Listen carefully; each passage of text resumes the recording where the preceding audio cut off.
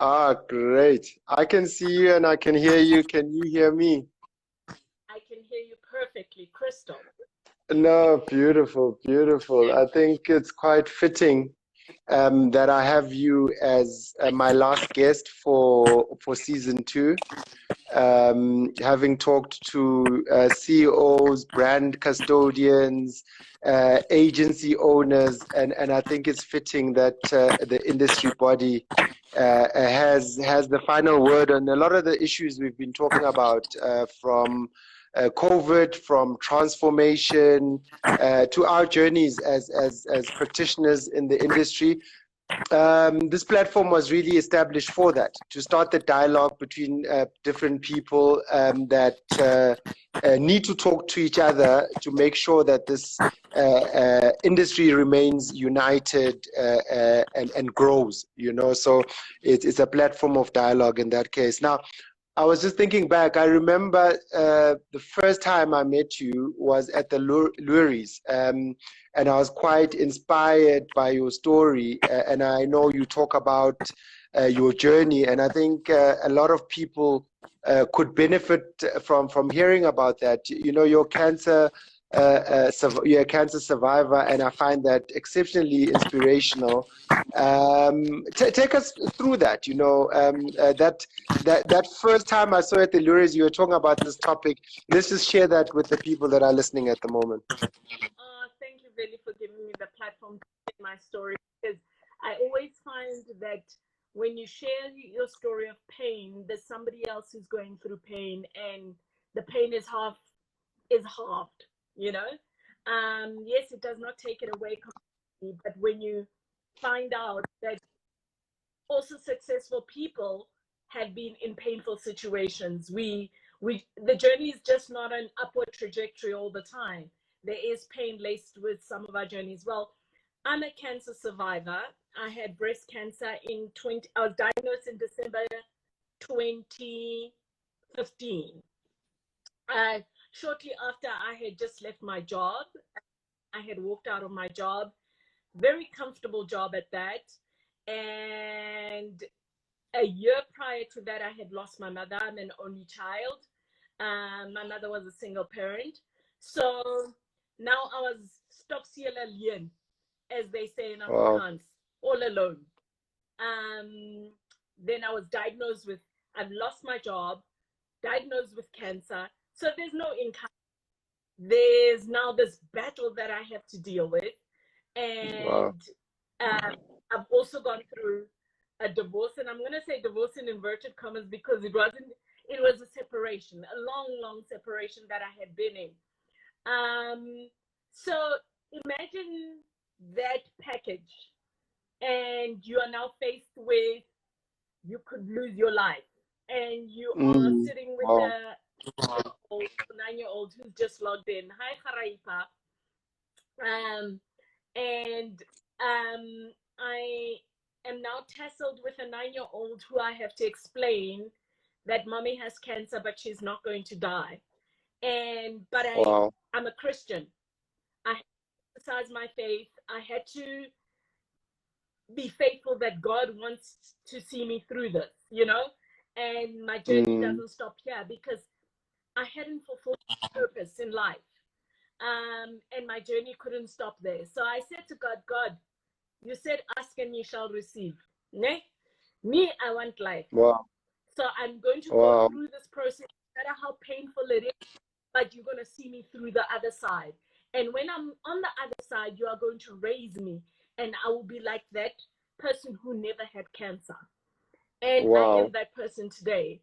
But Wow. in all honesty, the journey had to happen to me, because it brought me to a sense of reflection on who I was as a person and who I want to be to my community, to my family, to my extended family, to my friends. But the journey, I didn't walk it alone. I walked it with very close friends, and friends that I never thought would be there for me. They were there for Wow. me more than family was.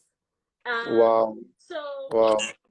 it shows family is not a place where you're born, you can amass family as you walk in life, and pull sisters together, pull brothers together, and they're the ones who support you in trying times. And that's the journey I went through. And Wow. till today, I still stand up and I say, thank you, God, for putting those people in my life. Because Wow. without them, I wouldn't have known that there's the other side. There's the healing. There's the Mathe had no hair for 3 years. Mathe was 45 kilograms. Now I'm not going to tell you how much I weigh. Don't. we live. 45 kilograms. I'll tell you the was, not the now. Yeah, the was is good. Yeah. And I'm an individual, even having gone through that process, I'm a happy individual. I'm complete. So even when people stab you and demolish you and make you feel this small, nothing can make you feel better than being terminally ill. That is so inspirational, and I think if we have to, I mean, I think it's I don't know whether it's a just analogy, but I think a lot of people have gone through probably the most difficult times in running a business in COVID. You know, their livelihoods were threatened, and how has COVID been for you, your organization, and maybe first that, and you are closer to probably most of the agencies in this industry. How has that impacted on the agencies at the moment? Well, let me keep focus on the agencies, because it's been a hard journey for everybody. Hard journey for everybody, because people were forced to downsize, even if they didn't lose accounts. Trying to look at their budgets and say, you know, we had planned campaign for the first quarter, second quarter, and the final quarter of the year during the Christmas season or during the holiday season, the Easter season. All of this, that's planning went out of the window for most people. And when that plan out of the window, the agency's pockets shrink.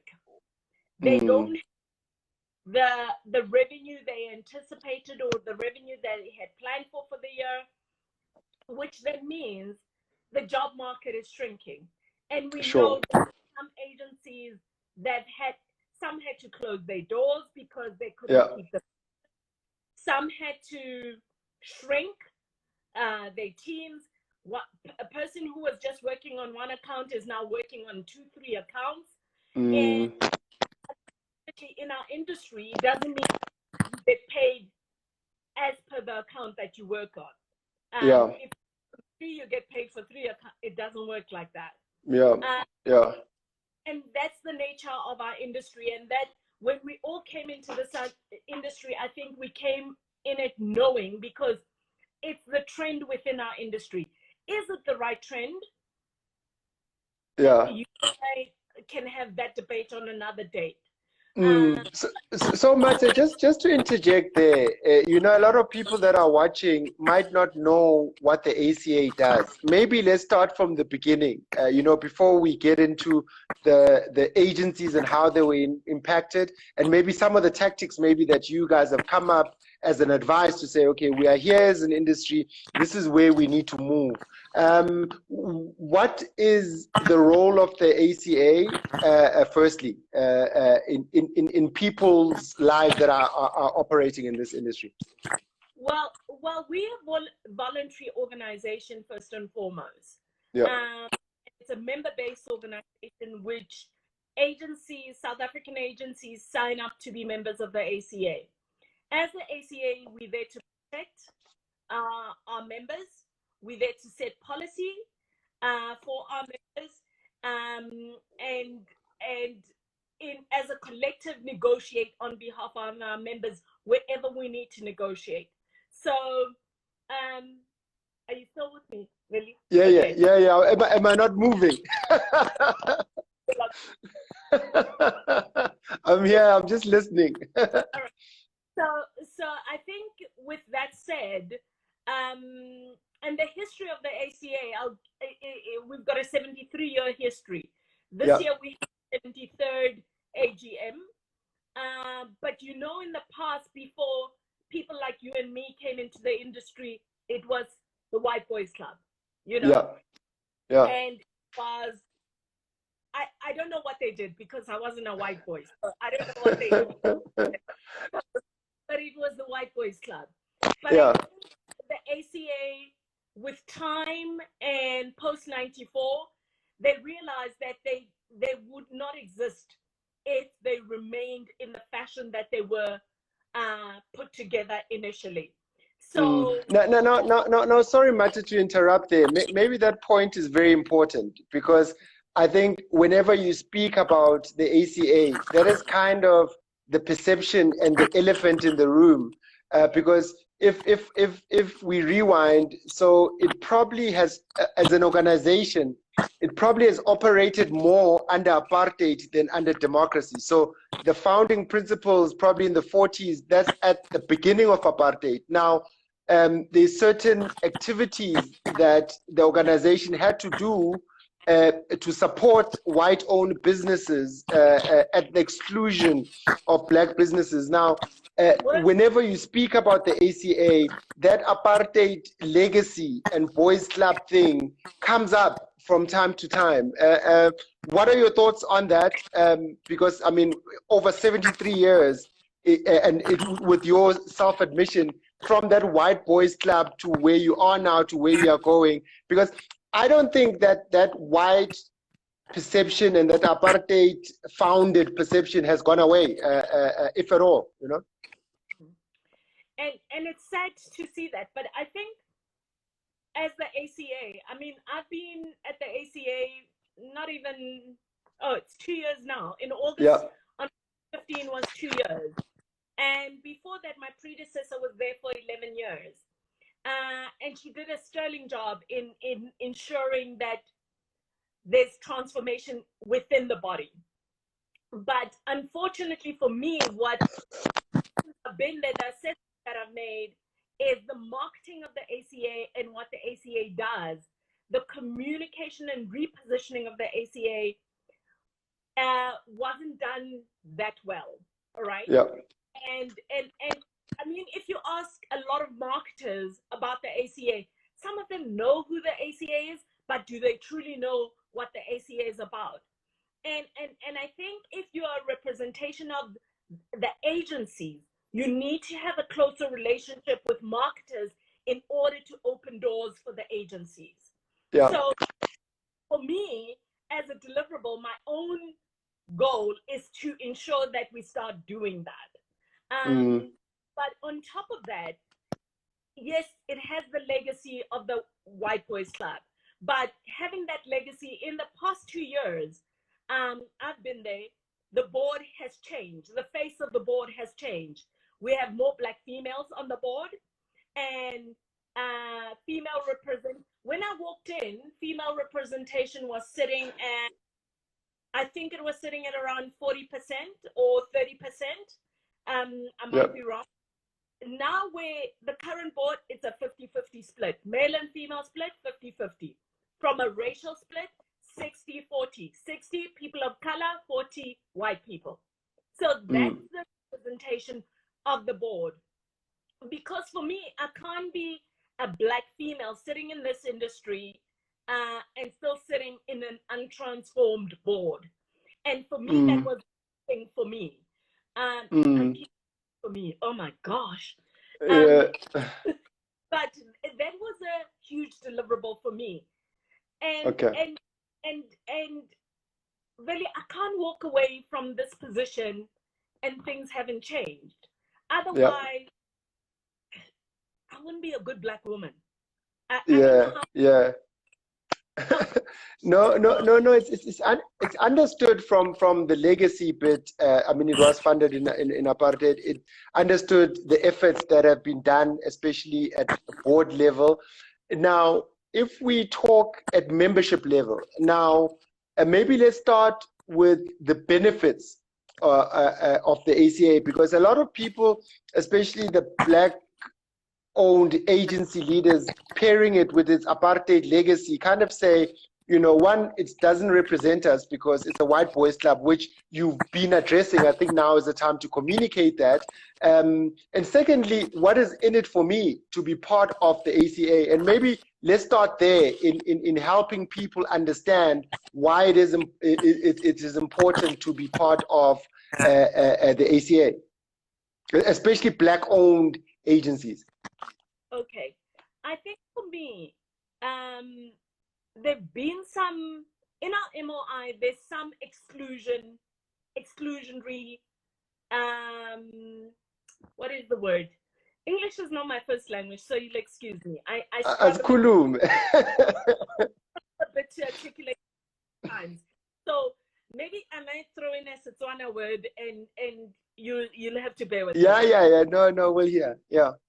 There are terms in our MOI that were excluding certain people. Like, I'll give you an example. If you haven't been in business, if you've been in business for less than 2 years, you couldn't be an ACA member. All right?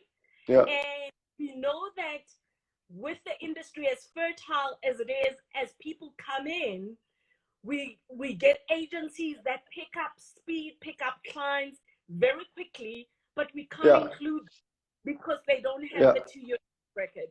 And so those are some of the things that we are addressing in our membership position. Because for me, I want to see an ACA that creates access and inclusion. We cannot get people out of the advertising economy anymore. We cannot allow that as leaders, as Black leaders, to allow the ACA to exclude our Black counterparts. So we've got to create opportunities for them to enter into this ACA that we call a club of the collective of like-minded people. But also the benefits of being on the ACA is that from a tenders and pitches process, and I thank Odette for this, because Odette this tenders and pitches guidelines, which we've amended now and again to say, how does it also protect and allow for 100% Black-owned agencies to play with big boys, to be allowed to be invited to pitches? So we do that. We put in our tenders and pitches guidelines, which when clients issue our pitches, we question the regulation.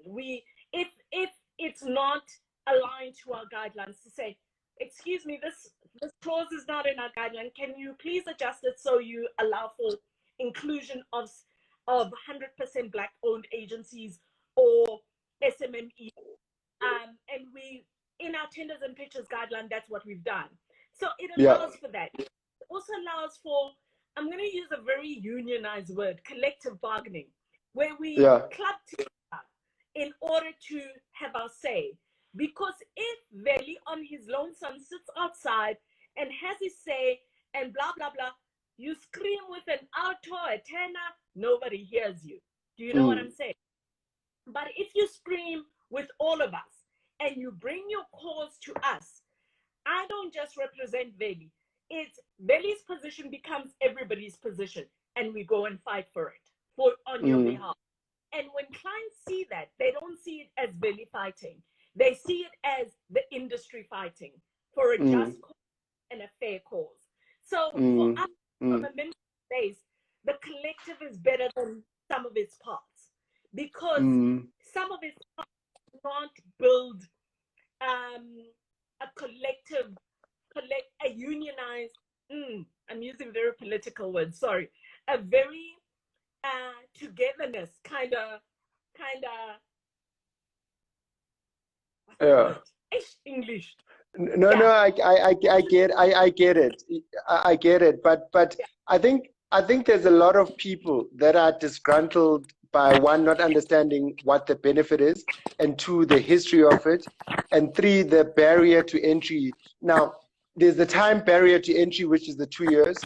there's also a cost barrier to entry, especially for the smaller black-owned female agencies, black-owned agencies in general, that in the first 2 years, in the first 3, 4 years, you're literally fighting for survival. Now, you have to now weigh up, should I, what should I do? Now, what are we doing? Because I think the point of tension is also there. And I think the people that you might phrase as being on the outside, there's real concerns on why not join the ACA. Besides it being labeled as a white boys club, which I guess you are addressing, there's real tangible issues that a lot of young black people that have agencies have to now decide. What are we doing about lowering that access, especially paying, especially for the smaller startups, to be part of the ACA? Because you kind of want their voice, but they've got other priorities at the beginning of running a business. Mm. Okay, Veli, this has been my bugbear since I arrived at the ACA. And I've now put together a proposal which I've presented to my exco, which kind of turned our membership proposition upside down. Okay. It's no what I've proposed is no longer what has been there for 73 years. It's a different kind of proposition that I am asking for approval from my board. And unfortunately, I'm not able to discuss it here because I haven't had a wider meeting and presented it to my board. Presented it to my exco. Now my second phase is kicking in where I'm presenting it to my board. We're hoping that in 2021, if we get the approval, that will be the new membership of the ACA. And it addresses exactly what you're talking about. It allows, and I'll share just a little bit tidbit. Yeah, you can give us the scoop. We're family here. Public forum. Tidbit that I can give you, and is basically what we're going to, we're terming the freemium membership. And the freemium membership is just a trial membership for smaller agencies to come in and try whether this is for them or not. If it's not for them, they walk away. If it's for them, then there's a fee that they would join at. And the fee won't be the same fee that we ask the multinationals and the big groups to pay. Yeah. It's based on their revenue potential or their current revenue. So it's not a situation where, oh, that's lelela, it will allowing you to have access, allowing you to engage with the agencies, but remembering that engagement with other agencies is not the only thing that agencies need. We need to engage with marketers. So marketers know the new agencies on the block. The new 100% Black female-owned agencies that have just come onto the fore. Whereas us as agencies, we can know that, Veli and Sons is around the corner. But what is me as going to do for Veli and Sons? Whereas if a Unilever, if Procter & Gamble, if Coca-Cola knows about Veli and Sons can get the business or can get invited and pitch for the business. So also our engagement with MASA has been, it's the first for the ACA, but we are helping ourselves to come closer to the marketers, and so that the conversation between sales and marketers is no longer in different quarters. We're having one conversation. And during COVID, that's what we've been working on, to say, how do we come closer in order for us not to crush each other, or in order marketers not to crush the agencies, and understand the journey we are walking as the industry and build up our industry. Because without marketers, we're not able to build up the industry. We need the marketers to build up the industry. And just watching the social commentary, watching the brands make mistakes on diversity that has led to shops closing and so on. I guess that is now an urgent need to offer clients diverse agencies, because for me, beyond the racism, the ACA as the industry body kind of has the responsibility to show the alternative of Black-owned agencies with the diversity, especially female-owned agencies for female products such as hair. You know, that account should have been with a Black female agency that understands what is happening, because now it's gotten even bigger than just transformation. It's now a need. I mean, how do you react? I mean, to what is happening with your clicks and all the other brands that have fumbled when it comes to diversity and understanding the market? I mean, what would your message be as the ACA CEO to those agencies that haven't transformed and those brand teams that haven't transformed? You know, Veli, for me, I think besides transformation, it's not transformation of color. It's also transformation of mind and transformation of, because as a white female working on a Black people's brand, why don't I get it? Why don't I understand nuances within the country? All right, that's number one. We cannot make excuses for non-Blacks. Continue to make excuses for non-Blacks for not understanding our culture and not understanding who we are. We make up 90% of this bloody country. Know me. Know who I am. All right? And I think as a Black female, for me, what has gone wrong, what we've seen in the past 2 weeks has been deplorable, has been embarrassing, has been all the negative words you can think of. It's right. Yeah.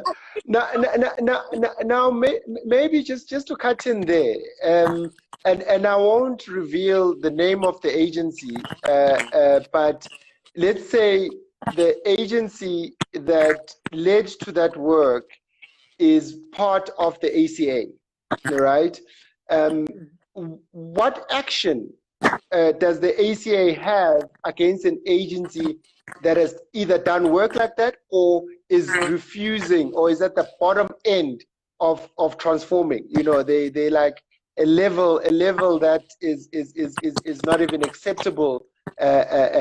What have you done before, and what would you do if this agency that does work like this is part of the ACA? Okay, I must declare, the ACA is not a punitive organization. We don't issue punishment, don't issue sentences, but we have a code of conduct as the ACA. And having that code of conduct, if any member does not adhere to the code of conduct, then there's a disciplinary process we instill within the ACA, and we take that member through that disciplinary process. There's some agencies who have gone through this process, but we're not a punitive organization. There's no stick that we wave and we smack somebody with. And with regards to transformation, sorry, Veli, excuse me, I'm busy. With regards to transformation, we've got a member base of 39 agencies, and 66% of those agencies are at level 1, all right? And 16% are at level 2. But of that 66%, we know about the modified flow through, which is like nonsense. And we know about flow through. And of that 66%, 20%, which means 5 of the agencies out of the 25 in there, use the modified flow through principle. Sorry, that word kind of no problem. So from a transformation perspective, if we had to talk evidence, empirical numbers, we're doing fairly well. And as member agencies. And remember, all we have to measure whether our agencies are doing well or not is the MAC Charter, okay? And the charter is the scorecard, basically, to say, Yeah. here's the score, where are you performing? There's no other tool that we have that we can use to measure whether transformation is happening or not. And now and sorry, Mathe, just to interject there, you know, a lot of people have heard about the MAC Charter. Now you work with the MAC Charter every day. It's your point of reference and reason for accountability to your own members. So for someone who doesn't know the detail, what would be, you know, the 1 minute crash course of this is what the MAC Charter is, and this is what it wants the industry to become? You know, it's just digging deep on just explaining it to the people that are listening. You know what, Veli, the MAC Charter is 32 pages long, if I'm not Yeah. wrong. Yeah. And doing a 1 minute on the MAC Charter is going to be a problem for us. But I'm going Yeah. to give you an overview. Yeah, It's yeah. basically a code that was set up it was gazetted in 2016. And the code was set up by the ACA industry bodies, not just the ACA. It's just as the ACA, we've taken the steam to make sure these things happen, because a large portion of our members depend on the charter in order to measure their transformation deliverables. Yeah. So it's the ACA, it's PRISA. At the time, it was CAFE, which CAFE no longer exists. Now it's the IAB who's bought into the charter, and MASA, all right?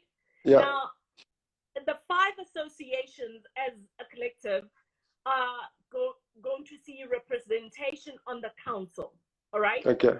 What that means now is that now we have this charter that is 32 pages long, that has all these rules and regulations that we expect people within our industry to adhere to. If there are problems within that code, the people outside of the council can lodge their complaints to the council to say, clause number 32.5.7.8, we have a problem because of XYZ, it needs to be changed. And when that then happens, the council has to sit and review the charter, all right? Yeah. But also what the council will do, they will police the charter to say, Okay. people adhering to the deliverables within the charter. If not, what are the punitive measures thereof? All right. All right. What the charter will be mandated to do. What has happened with Click and Unilever will be called, the charter will call the CEO of Clicks, call the CEO of Unilever and say, this is the issue, tell us what happened, why did this happen? This is how we are going to either discipline or fine you or whatever the situation is, because it's not aligned to our transformation journey. Okay. That is Okay. going to be the job of the council. So this MAC Charter Council is a big deal, because I mean, earlier on you said the ACA doesn't have punitive measures. So if you default on the promises that you've made, if you default on the obligations of the charter, nothing kind of happens to you. So with this council that is being set up, what could happen to you if you decide not to follow the charter? I'm not on the council, so I can't dictate what. So when the council gets together, they are going to set those rules and regulations. Okay. Okay. To set Okay. the regulations that need to be instilled within our profession and our industry, and this is what we are going to do if anybody defaults. Yeah, but just as I mean, you've been in the industry for quite some time, and you hold quite a key position. Hypothetically, you wake up today and you are on the council. What should happen to the people that do not adhere to the charter? I think that's very important, because I don't think that's a unified thing amongst a lot of people. But your view, just as Mathe and maybe as the CEO of ACA, people blatantly going and ignoring and finding shortcuts to the real obligations and intent of the charter. What do you think should happen to them? Veli, you're putting me on the spot.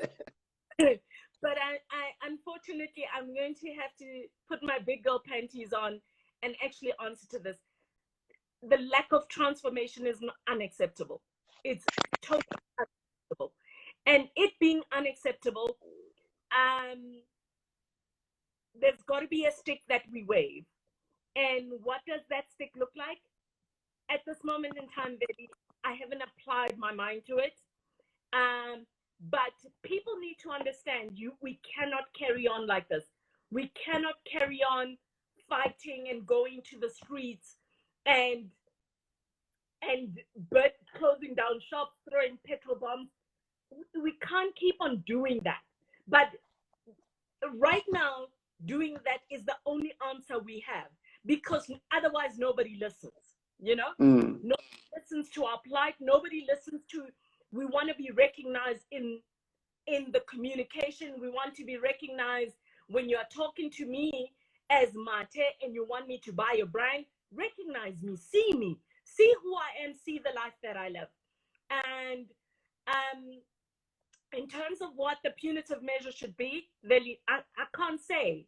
And it's a very difficult thing to dictate, because I've never been a policeman, I've never been a judge, I've never been a lawyer, I've never been any of those things. Yeah. So me, I think it should be a collective decision in terms of, if there are punitive measures, how do we implement those punitive measures? And are they justifiable? Are they constitutional? There's lots of things we need to consider if the council has to apply those punitive measures. Now let's take it here. Let's fast forward a bit to a good time. Let's fast forward to what you think transformation, the uhuru, the ultimate goal. When we look around and we say, oh, okay, the industry is now transformed, or it's at a level of transformation that is acceptable. What does that day look like for you when you just you're driving in your car and you're like, yeah, the industry is transformed. What does the industry look like on that day? I'm going to speak from a lens of a Black female. That's the lens I'm going to, because transformation has many levers. Yeah. We've got LGBTQ, we've got disability, we've got gender. I'm going to speak from the lens of a Black female. And speaking from the lens of a Black female, Veli, I attended the INC conference this year, and Zama did a very telling 2 slides, and I don't forget those. And those telling, it wasn't 2 slides, it was actually 1 slide. A telling 1 slide, where he put photographs up. And for those of you who missed this presentation, if you're friends with Mzama, ask him to show you this 1 slide. It was a slide of CEOs within the industry. And 90% of the people who were on those slides were white males.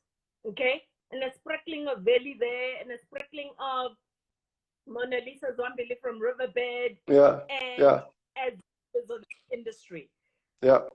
That is a short-sighted view, all right? We need to have a different looking industry in terms of who's leading our agency.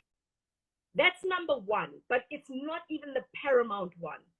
For me, the paramount one is we need to have more players within the industry, because that's true economic transformation. More players like a Veli, like an Avatar, more players who, okay, I'm seeing the comments. When you see yes, white, okay. And so more players like an Avatar. Veli shouldn't be the sole man standing. There should be Buthelezi and Sons. There should be Mahulering connections. There should be more. Diverse names that we are not seeing in the industry right now. And this cake needs to be shared in a lot more slices, in a lot more pieces. The cake is the cake is very big. But we can't be short-sighted to say, because what do you do with all those white people? Where do you throw them to? They worked all their life, achieved being CEOs. They worked damn hard. And the Lorato agency, Pat Masangu says, and the Lorato agency. Yes, so, Pat. As part of this industry, we can't just be dependent to take over other people's agencies. We need to create our own wealth. We need to have the space to play. And that's why I started the conversation to say, we need to be having conversation with marketers. Let us in. Knock, knock, we are here. But also, as an agency, let the work speak for you. Let the work speak. Let's go in cap in hand, because they'll always say we are beggars. We're not beggars. We know what we're doing. We're professionals. We know how to do this. We're not stupid. So let us cut the cake in a lot more pieces. That's all I'm saying. No, that's beautiful, you know, and I think coming from a CEO of such a powerful organization, it's very encouraging. And please, guys, this is our last session. Please ask questions as we say goodbye to season 2 of United in Creativity. Now, Mathe, there's something that has been happening in the industry in terms of appointing Black people in positions of power, but not giving them the power that is associated with that position, where organizations look like they transformed, but when you really dig deeper, they aren't, you know. And there's some things that the MAC Charter doesn't cater for, you know, like the lack of diversity in the agency, the lack of inclusion in the agency. You know, I've heard Black creatives at these white-owned agencies saying, I just want to I'm a brief, you know, we're not getting the good briefs, we're getting the leftover briefs. Now, that is not something that is in the MAC Charter per se. It's something that people are living through, especially Black creatives, daily. Now, is it an extension of the charter? Is it a changing of culture? How do we make sure that transformation goes even beyond the charter? I mean, is it an amendment of the charter, especially for people that say, okay, I'm working for a level 1 on paper, but what I experience every day is nothing. It's not a Black-owned agency. They've found a way to print the paper that says level 1 because they've got loopholes, but the culture of the agency and the reality that I face as a Black creative is not one that is reflective of the status of the B. I mean, it's a complex thing, and I know it's a very difficult question, but what do we do with that, where an agency is seen like it's fulfilled the obligation, but in reality, the lived experience of the Black people that work for that agency is totally different to that? Veli, luckily, I've been in this industry before at a very junior level. That's where I started.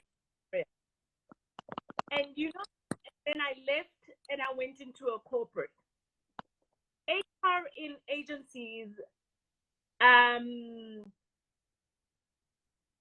all of you who are sitting on this platform and who work for agencies, you know your HR person is the FD or the FM. That person, and when we talk transformation, let's be real. When we talk in transformation, we're talking HR, the handling of our people.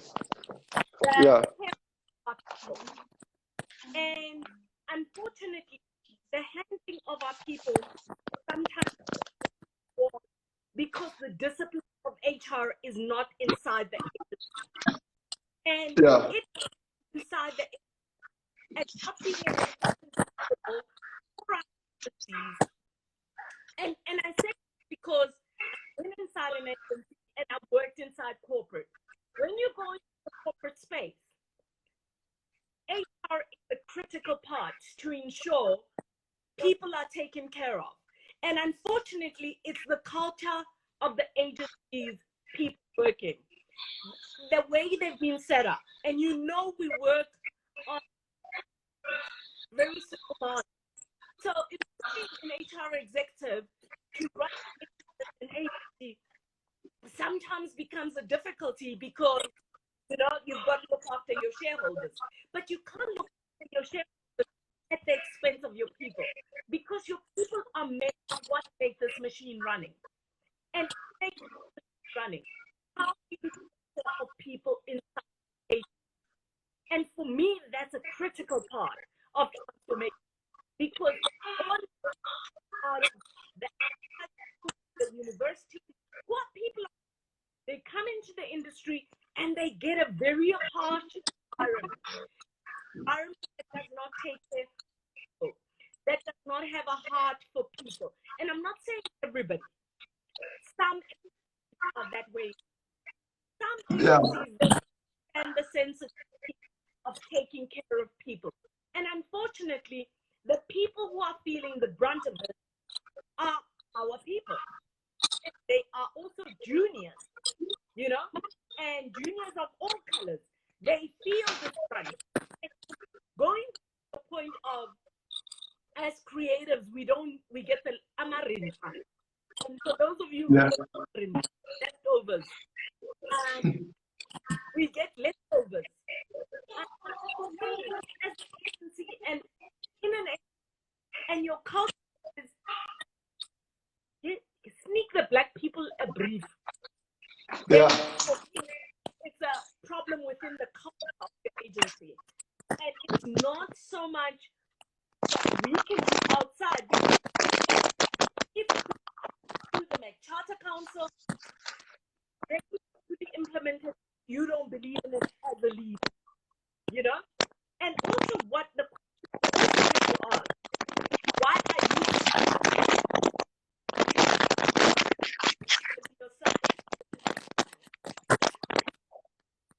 Yeah, no. I hear you. So HR is very important in terms of getting that right, and I think that's very important. And the leadership being held accountable in those positions. Now, Lungi is taking us back to the point, and I think we need to address it before we start wrapping up. You talked earlier about the closer relationship between advertisers and marketers. Now, Lungi is asking, how does that work practically? You know, what does that mean? Okay, I'll give you a few anecdotes where pitches get logged in my office to say, Mathe, there's this pitch, and this is what it's asking of us, but there are a few wrong things. I pick up the phone, and I'm going long-winded about it, but I'm going to. I pick up the phone. Hi, it's Mathe from the ACA. And they're like, who? Where? From where? Yeah. People don't know what this organization does. And I don't want marketers to say, I don't want marketers to continue saying from who, how, where. Even when Mathe leaves, the ACA should be an organization that marketers know and what we do the ACA. It shouldn't be from how and where. It should be, I'm happy to take that so we can engage, because last week Mathe and I spoke about this. Let's see how we work together in order to make the environment fertile for agencies to operate. No, that's brilliant. And there are people that, and I think you articulate the position of the ACA quite nicely. But there's still people that are doubters and kind of have lost faith because they've kind of seen the ACA over the years and they can't track how it's benefited them or their category of agencies. What is your message to those people that are still doubtful of the role of the ACA, just so that we start pulling everyone closer to the center? Because I think that's very important.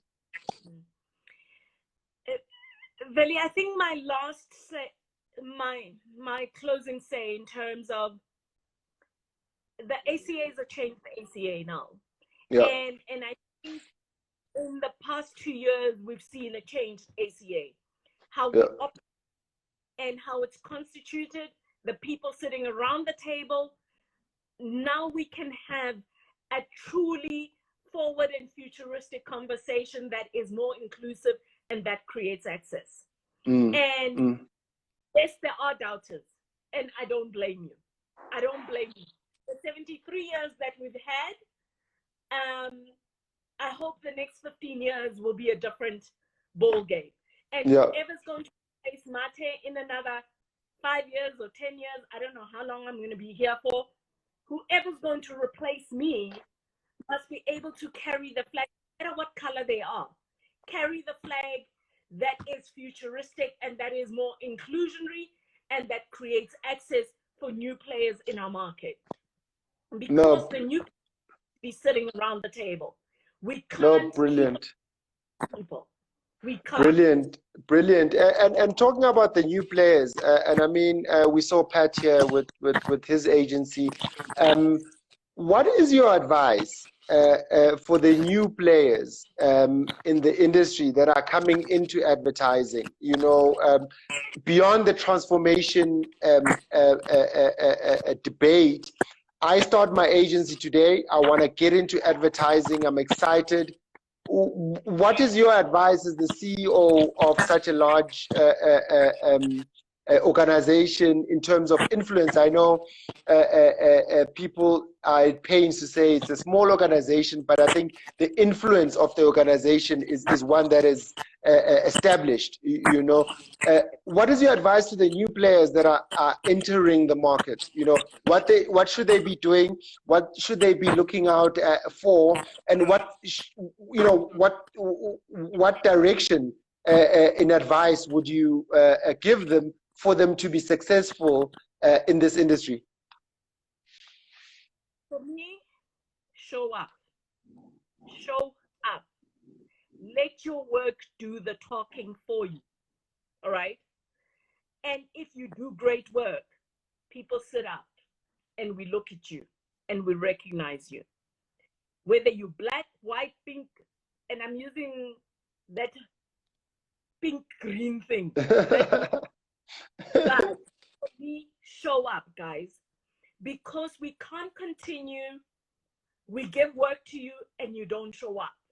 You either drugged up or you are either disappearing, you're not meeting deadlines. And I'm not saying everybody does that. But there's some of us, we know we are guilty of that. And look yourself in the mirror and blame yourself for your success, because you know you've got the talent, you've got the want, you've got the passion, but the way you live and the way you show up is not the one. Is not the way to be showing up. We are professionals, guys. And be professionals, show up as a professional. Then I will trust you with business. And I mean, also Pat mentions it here. For the people that are showing up, they want to work, but maybe they don't have the case studies to walk into the client. Maybe they don't have the trust of the client. What's your advice on there? I mean, maybe you can comment on this. I saw SA Tourism was basically forcing the bigger companies, black, white, purple, or green, whoever's got the power to run an account like that, to subcontract 30% to the smaller players. Do you think that should be mandatory because you can have all the ideas you want, but if client is not giving you the opportunity to execute those ideas, then you're in the same spot. So how do we ensure that especially the new entrants and the smaller players get their time in the light on stage to show up? Because at the moment people want to do stuff, they've got all the intentions to, but clients just either see them as a risk or too small or not having the experience. How do we make sure that the new players start accumulating the case studies that they need to win clients? In all honesty, we know that a new company won't have case studies, right? We know that. That's a given. And I met a very wise man the other day who he knows himself. And the wise man said to me, Mate, as a new player, I kept quiet for years and did the work. Yeah. And doing the work, people started trusting me.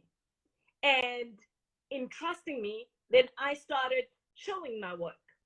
And I got more and more clients. That's how I got to participate in the industry. And but also the conversation I have with marketers, I say to them, guys, and sorry, Ogilvy, if you are here, and Ogilvy, if you hear about this, I'm sorry. Ogilvy was one day a two-man shop.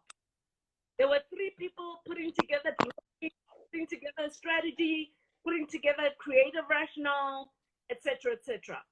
And somebody gave them a chance, all right, because they showed up.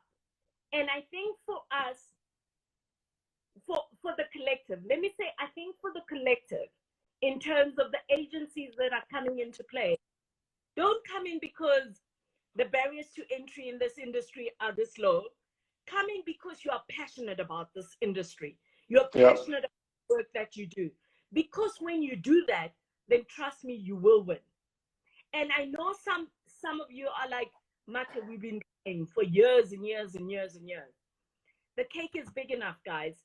And I want to touch on what Veli's talking about, to say that 30% is when I do have conversation with, I bring up that 30% all the time to say that 30% is going to allow us to play as Black small agencies, as small 100% Black female run agencies, 100% Black owned agencies. It will allow us to play. Please allow us to come and play with other kids in the sandpit. And if you give us that opportunity, you'll keep on saying, "Oh, you're smiling now." We're tired. And now we've touched on it a bit, and I admire your honesty. I admire you showing up and having these conversations that are much needed. You touched on it a bit. Your own personal legacy in the industry and as the CEO. When you leave the ACA, what are the things besides what we've talked about in terms of transformation? I think that's an obvious passion. You want to leave the agency world more transformed, and we've talked a lot about that. But what are the other things that you want to have as a legacy? And this is a goodbye. It's 26 seconds, just wrapping up. Thank you so much for everything. You're most welcome. I want to leave an educated number of young kids that come into the industry that understand and are passionate about this industry. All right? And because education is critical, whether we like it or not. And I know there's some of us